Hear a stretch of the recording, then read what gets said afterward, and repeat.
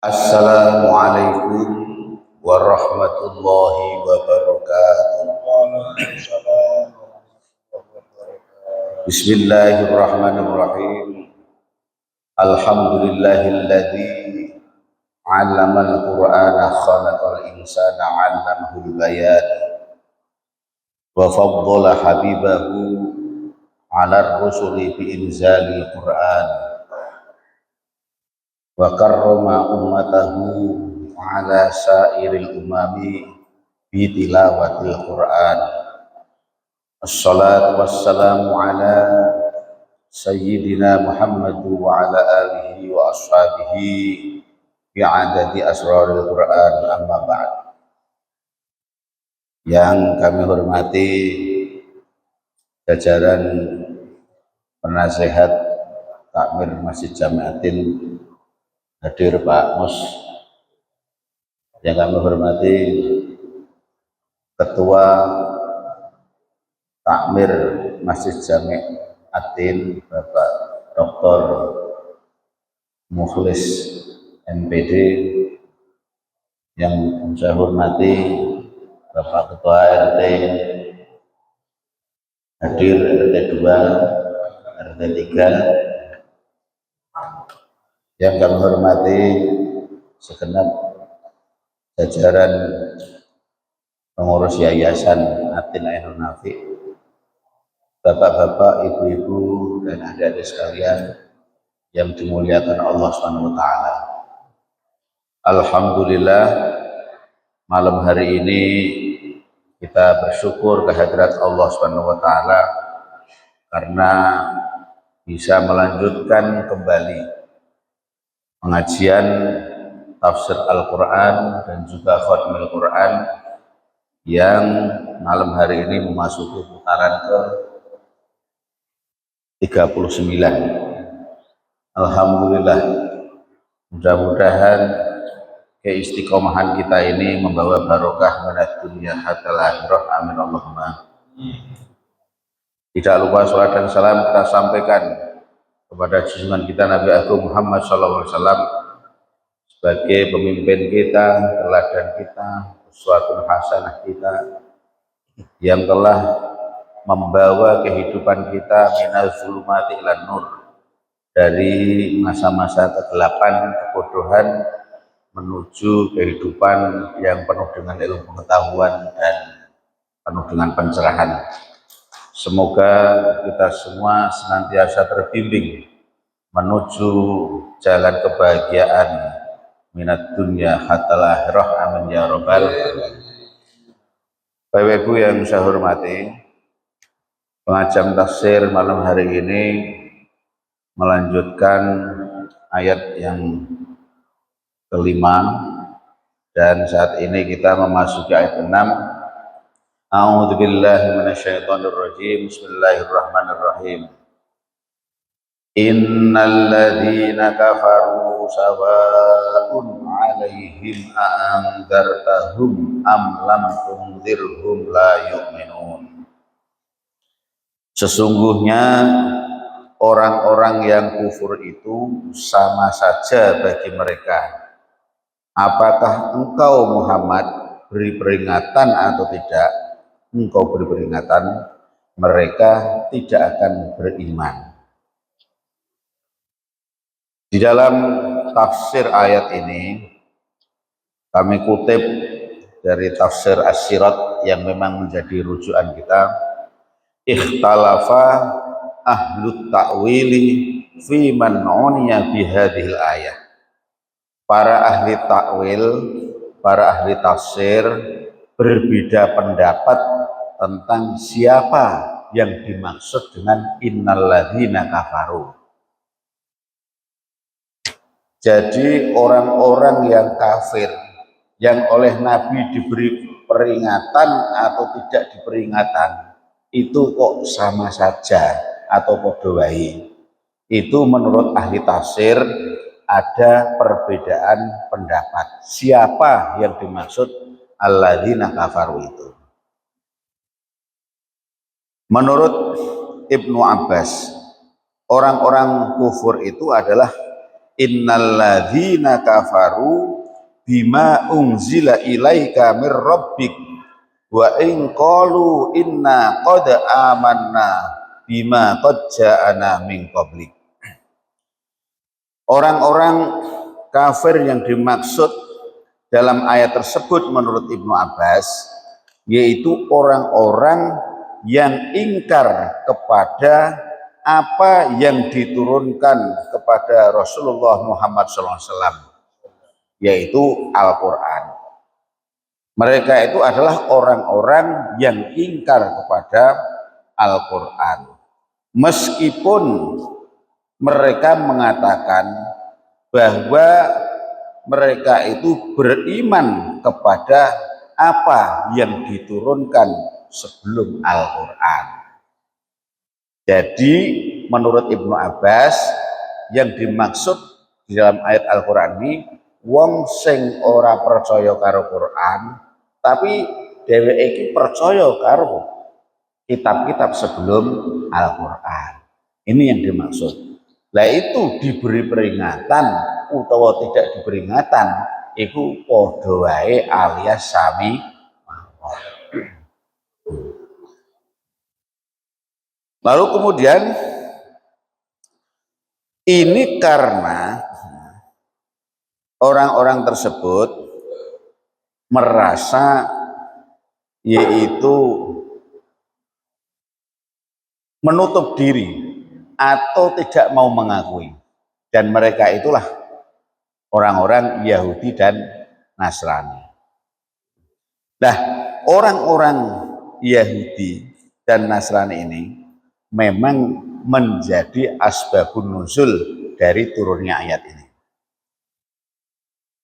Ayat ini turun itu ketika di pinggiran kota Madinah Rasulullah SAW sebagai utusan Allah itu tidak diyakini utawa ora dibenerno utawa dia tidak percaya kepada mereka. Karena itulah orang-orang Yahudi itu oleh Al-Quran dicela dengan ayat tersebut. Dicela bagaimana? Dicela bahwa dia itu dikei peringatan atau tidak diberi peringatan sama. Dia tidak sadar bahwa yang menurunkan Al-Quran itu adalah juga yang telah menurunkan kitab-kitab sebelum Al-Quran. Jadi sesungguhnya orang-orang Yahudi itu tahu nek sing nurunke Al-Quran iki Gusti Allah. Sing nurunkan Taurat, Zabur, Injil itu juga Allah. Tapi dia tidak mengakui dengan Al-Quran.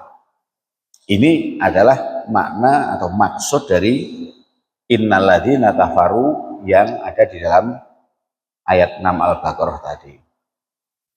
Kemudian di dalam tafsir Ibnu Katsir, orang-orang kafir yang dimaksud dalam ayat ini ada dua pengertian. Jadi kalau tadi Ibnu Abbas ternyata orang sing ora percaya karo Quran tapi percaya karo sadurunge Quran. Di dalam tafsir Ibnu Katsir, orang-orang kafir yang dimaksud dalam innalladzina kafaru tadi, yang pertama adalah orang-orang yang menutupi atau menyembunyikan kebenaran. Wong sing nutupi utawa ngumpetke kebenaran. Dhek iki sadar, dhek janjane hati kecilnya yakin nek Al-Quran itu adalah hak diturunkan oleh Allah. Tapi dia menyembunyikan kebenaran itu kepada masyarakat.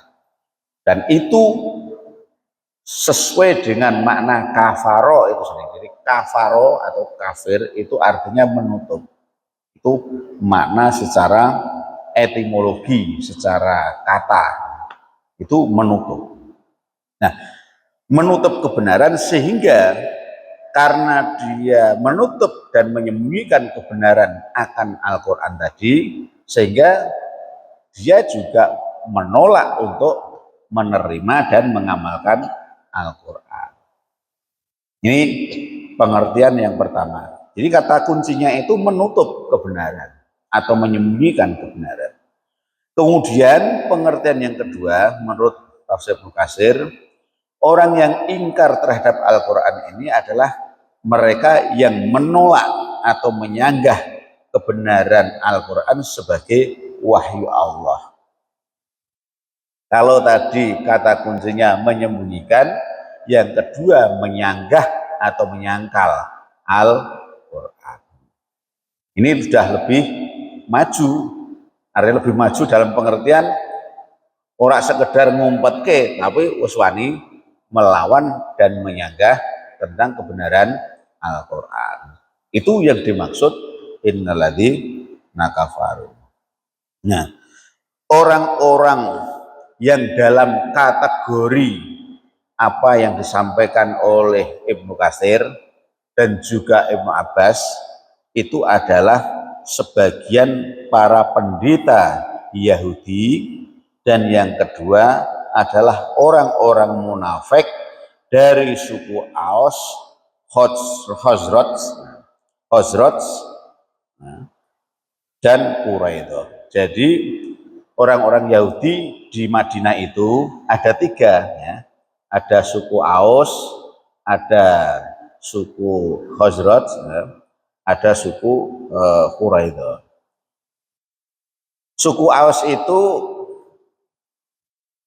mereka adalah orang-orang Yahudi yang mendiami Madinah, tapi dulu asal usulnya itu adalah imigran dari negara Yaman.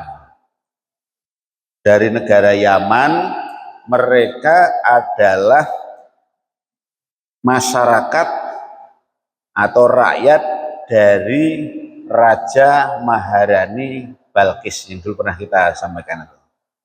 Yang kemudian beberapa abad kemudian di Yaman terjadi banjir, bendungan pecah, lalu mereka mencari tempat yang aman, dia merantau ke negara Yasrib yang kemudian sekarang ini menjadi Madinatul Munawwarah. Itu suku Aus, dulunya dari Yaman, dia imigran. Nah, kemudian kalau Bani Khazraj, ya, suku Khazraj itu adalah keturunan Nabi Harun, yaitu pada masa Nabi Musa. Jadi ini Yahudi, memang Yahudi karena pada masa dulu itu orang yang bertauhid itu ya Yahudi, karena sebelum datangnya Islam. Nah, keturunan Nabi Harun pada masa Nabi Musa asal usulnya dari Palestina. Lalu kemudian Nabi Harun berimigrasi ke Mesir. Nah, dan mereka ini anak keturunan Nabi Harun itu kemudian juga ada yang merantau sampai ke tanah Yasrib atau Madinah. Kemudian ada juga yang Kunaiko, Bani Kunaiko. Itu dia adalah dari Palestina juga. Ini dari keturunan Benyamin, ya, Sanon. Ini apa namanya, Israel, harus sekarang tuh Israel. Gitu. Jadi ada 3 Bani Yahudi yang hidup di Madinah. Nah, mereka itu ada sebagian tokoh-tokohnya yang tidak mengakui dengan kebenaran Rasulullah Muhammad SAW dan juga kebenaran Al-Quran. Ini Yahudi. Kemudian juga ada kelompok orang munafik, dan tokoh munafik yang paling besar dalam sejarah Islam klasik itu namanya Abdullah bin Ubay bin Salul. Ini adalah tokoh model munafik yang terjadi dalam sejarah Islam karena tingkat kemunafikannya sangat luar biasa. Ada beberapa hal yang dia lakukan karena kemunafikannya itu antara lain adalah bahwa sesungguhnya Abdullah bin Ubay bin Salul itu adalah seorang kafir, tetapi dia menyatakan diri Islam secara lisannya. Tetapi dia tidak pernah membuktikan tentang keislamannya itu.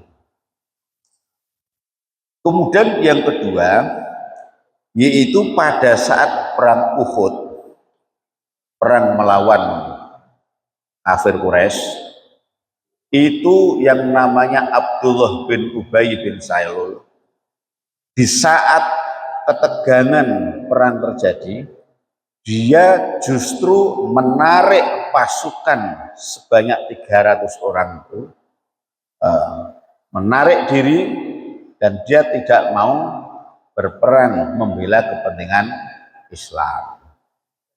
Jadi pada saat perang Uhud, dia membuat umat Islam akhirnya kalah gara-gara penarikan 300 orang ini dan penempatan para pemanah-pemanah pasukan muslim itu digoda dengan rampasan perang.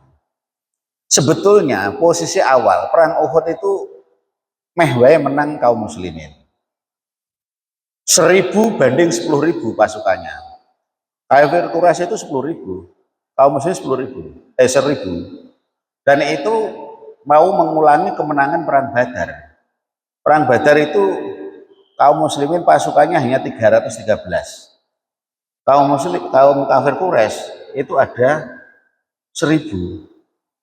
Tapi dengan kegigihan dan semangat keimanan yang tinggi, itu pasukan-pasukan kaum muslimin mampu memenangkan kafir Quraisy yang jumlahnya 1000. Makanya ada ayat kam min fi'atin qalilatin ghalabat fi'atan katsiratan bi idznillah.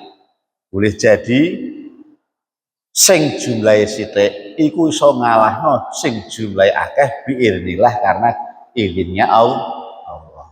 Jadi jumlah itu ternyata tidak sepenuhnya menentukan. Nah, perang Badar itu kemenangan ada di kaum muslimin, jumlahnya bertelungatus telulas, tapi mereka pasukan ini disiplin. Sementara kaum kafir Quraisy jumlahnya ada 1000. Lah perang Uhud itu motif utamanya adalah kaum kafir Quraisy balas dendam dengan kekalahan pada saat perang Badar, mengerahkan 10.000 pasukan, sementara Rasulullah SAW hanya mengerahkan 1.000 pasukan.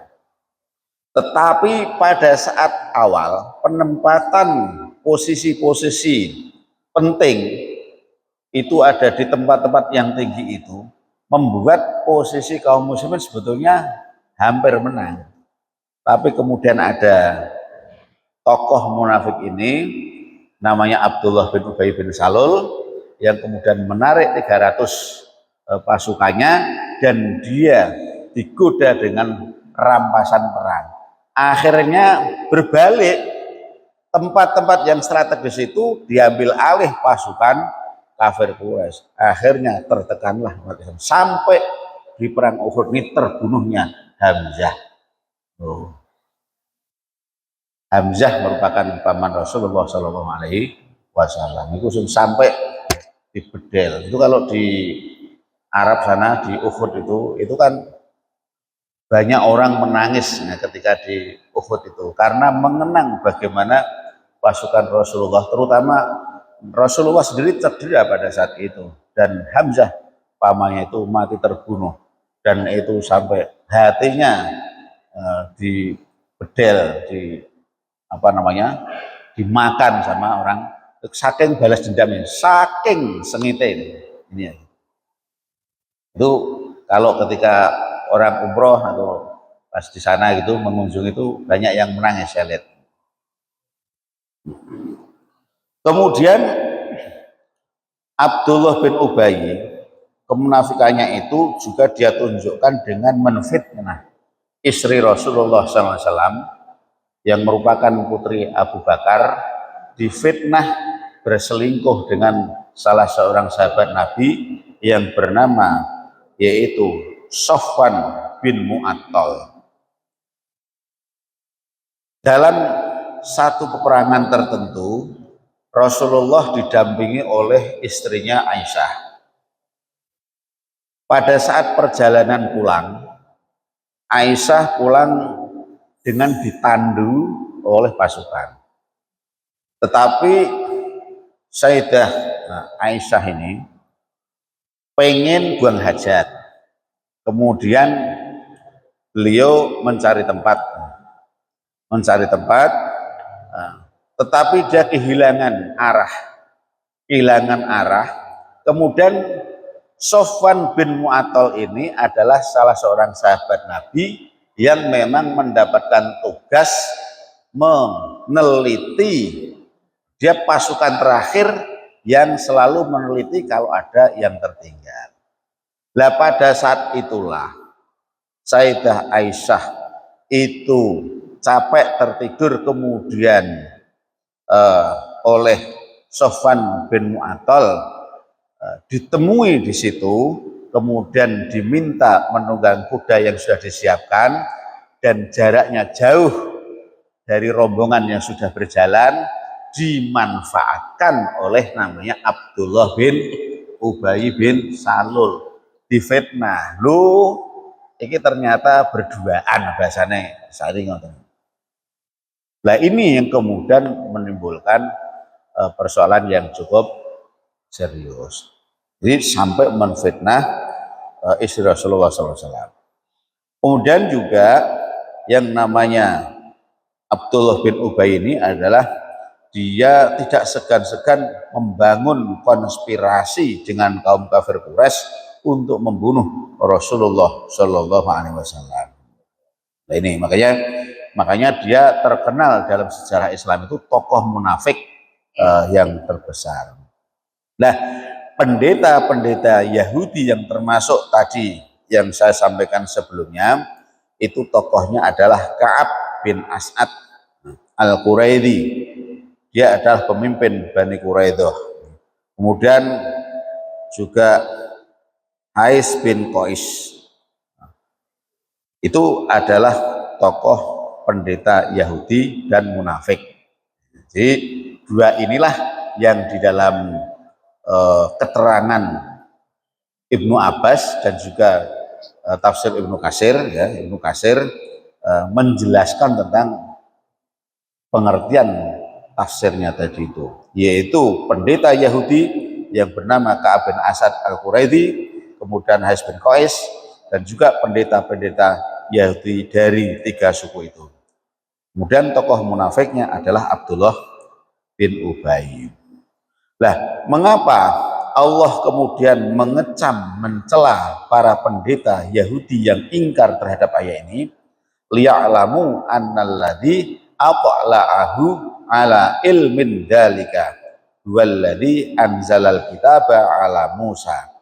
Jadi Allah mencela mereka itu sesungguhnya ingin diberitahu bahwa berita tentang ini, artinya tentang ini itu tentang turunnya Rasul terakhir dan juga Al-Quran, sesungguhnya adalah yang menurunkan, dia juga yang menurunkan kitab Taurat kepada Nabi Musa alaihi salam. Nah, di mana Rasulullah sendiri memang sesungguhnya sebelumnya tidak tahu, karena memang Rasulullah memiliki sifat ummi, tidak membaca, tidak bisa membaca. Rasulullah hanya mendapatkan pengetahuan dari wahyu yang turun melalui malaikat Jibril. Jadi Rasulullah mengetahui kebenaran-kebenaran, termasuk kisah-kisah yang ada pada kaum-kaum sebelumnya, sebagaimana ada di dalam Al-Quran. Itu dikiranya orang-orang Yahudi, itu Nabi bisa seperti itu karena sudah membaca kitab-kitab sebelumnya, padahal Nabi tidak pernah, hanya mendapatkan wahyu dari Allah. Kemudian Nabi juga dituduh menjadi ahli nujum, bisa meramalkan ini dan itu. Dituduh sebagai ahli nujum.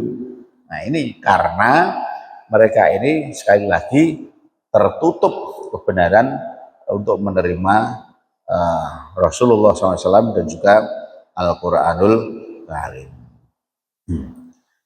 Menurut Imam Qurtubi, perbedaan tafsir di dalam ayat ini itu karena ada yang berpandangan bahwa ayat ini bermakna umum dan juga bermakna khusus. Yang bermakna umum itu tadi seperti yang disampaikan oleh Ibnu Katsir. Pokoknya angger sing menyembunyikan kebenaran itu yang termasuk dalam ayat itu. Atau orang yang menyangkal atau menyanggah Al-Quran itu ada yang termasuk situ. Tetapi ada juga pengertian yang bersifat khusus, yaitu yang disebutkan di dalam tadi itu para tokoh-tokoh Yahudi dari 3 bani atau 3 suku yang ada di Madinah dan juga tokoh munafik yang tadi adalah Abdullah bin Ubay. Jadi itu adalah bagian dari perbedaan pandangan. Menurut Ibnu Abbas dan Al-Kalbi, ayat ini turun pada petinggi Yahudi, juga seperti Huyai bin Akhrab dan Ka'ab bin Al-Ashraf. Jadi ini yang dimaksud dengan ayat ini sesungguhnya dimaksudkan kepada orang khusus. Yang dimaksud dengan innalladzina kafaru adalah yaitu pendeta-pendeta Yahudi itu saja. Sementara itu kata sawaun itu artinya mu'tadilun, sama atau seimbang. Jadi para pendeta Yahudi itu yang masuk dalam klasifikasi di dalam tafsir Ibnu Katsir tadi diberi peringatan atau tidak, itu ya sama saja, artinya tidak ada perubahan sama sekali. Anzartahum am lam tumdihum fa innahum la yu'minun. Mereka tetap juga tidak beriman kepada Allah. Nah, sesuai dengan riwayat ini bisa disimpulkan bahwa yang pertama annahum qad kafaru bima indahum minal ilmi min dzikrin. Jadi secara ringkasnya makna dari innalladzina kafaru sawaun alaihim adalah yang pertama mereka yang menutupi kebenaran sementara mereka sesungguhnya mengetahui. Itu yang pertama. Kemudian yang kedua, wajahadu ma ukhida alaihim minal mitsaqi laka. Mereka itu mengingkari sumpah yang mereka ucapkan. Mengapa mereka mengingkari sumpah yang mereka ucapkan? Karena di dalam kitab-kitab terdahulu sesungguhnya keyakinan dia itu adalah keyakinan atau keimanan yang semestinya itu membawa juga keimanan akan turunnya Nabi terakhir dan Al-Quran. Jadi mestinya dia beriman karena di dalam kitab dulu sudah diberikan introduction, sudah diberikan pengantar atau prolog, sudah ada berita sebelumnya. Kemudian faqad kafaru bima ja'aka. Yang ketiga yaitu mereka itu mengingkari Al-Quran, apa yang Nabi bawa. Kemudian yang keempat, wa bima indahum mimma ja'ahum bihi ghairuk, dan mengingkari apa yang ada pada mereka yang dibawa nabi-nabi sebelum Rasulullah. Jadi meskipun dia beriman kepada kitab-kitab sebelumnya dan Rasul sebelumnya, tapi karena dia tidak meyakini akan Al-Quran, maka dia sama saja juga mengingkari atau tidak meyakini atau tidak mengimani kitab-kitab sebelum Al-Quran. Jadi seperti pertemuan yang lalu kami sampaikan, yang harus kita imani itu tidak hanya sekedar Al-Quran saja, tapi juga kitab-kitab sebelum Al-Quran kita harus imani. Kita tidak mengimani salah satu dari kitab yang ada, dan juga tidak mengimani salah satu Rasul yang ada, itu sama saja kita tidak beriman secara keseluruhan. Ini pengertian innalladzina kafaru.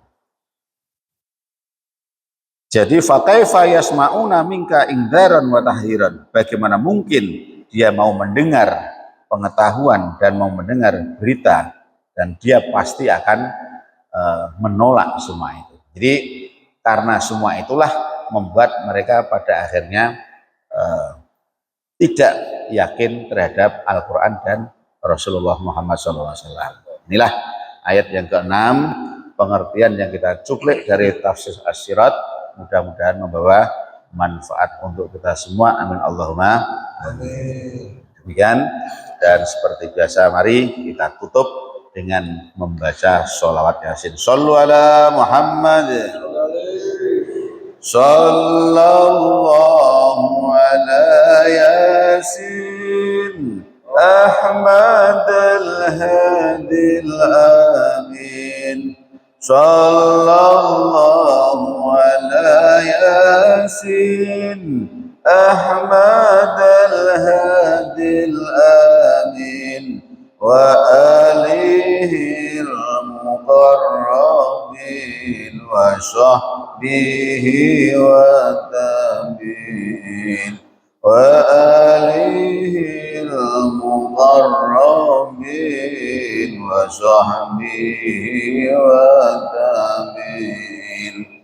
Hafidna kullal Qur'an jawidna qalqal lisan fahimna haqal bayan sabbitnahu fil janan ba'idna minasy syaitan qarribna ilar rahman ba'idna minasy syaitan qarribna ilar rahman ba'idna minasy syaitan qarribna ilar rahman.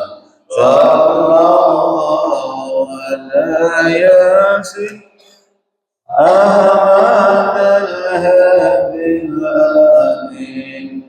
Sallallahu ala Yasin Ahmad al-Hadi al-Amin wa alihi al-muqarrabin wa sahbihi wa tabi'in wa alihi al-muqarrabin wa sahbihi wa tabi'in.